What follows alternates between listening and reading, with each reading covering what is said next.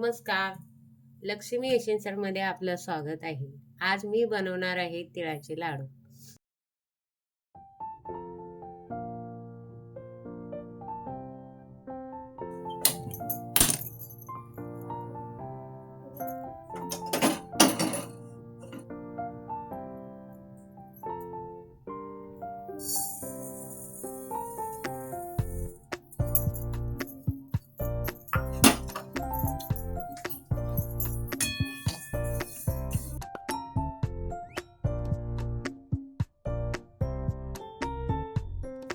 अशा प्रकारे तीळ चांगले खरपूस भाजून घ्यायचे.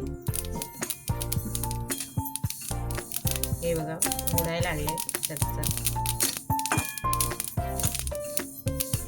आता आपण काढून घेऊया.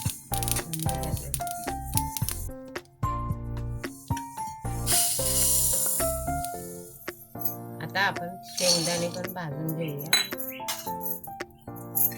मंद गॅसवरती भाजून घ्यायचे. शेंगदाणे आपले भाजून झालेले आहे. आता आपण काढून घेऊया. हे बघा अशा प्रकारे शिलट काढून घ्यायचे शेंगदाण्याचे आणि पाकळ्या करून घ्यायचे. जास्त बारीक नाही करायचं, मोठं ठेवायचं. हे बघा अशा प्रकारे.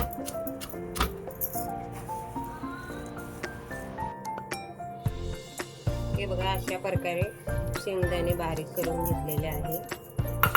आपण मिक्स करून घ्यायचे. आता आपण एक कढई ठेवलेली आहे.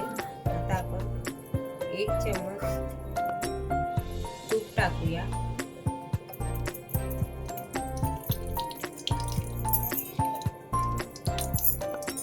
आपण गुळाचा पाक करून घेऊ.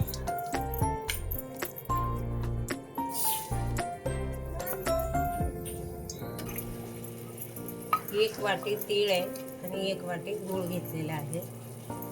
अर्धी वाटी शेंगदाणे घेतलेले आहे. त्याच्यामध्ये आपल्याला 2 चम्मच पाणी टाकायचे आहे.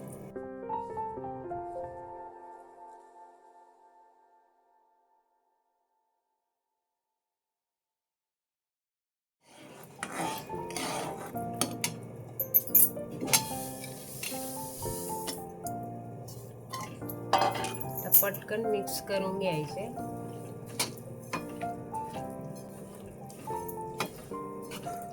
तेव्हा पटापट मिक्स करून घ्यायचे.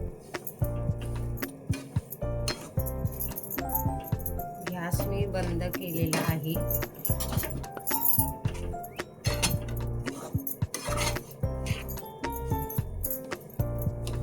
हे बघा अशा प्रकारे सगळं मिक्स करून घ्यायचं.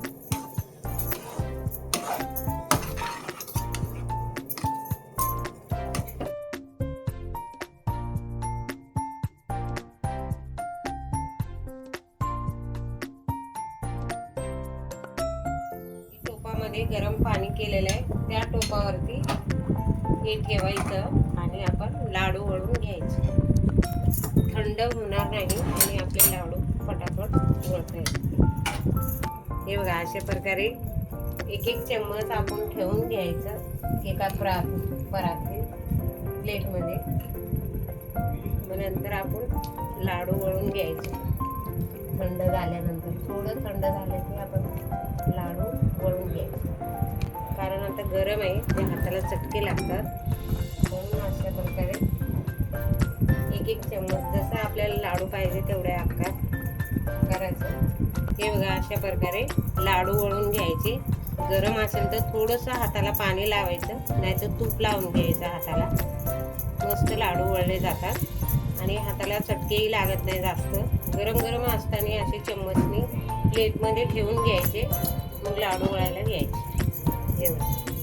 अशा प्रकारे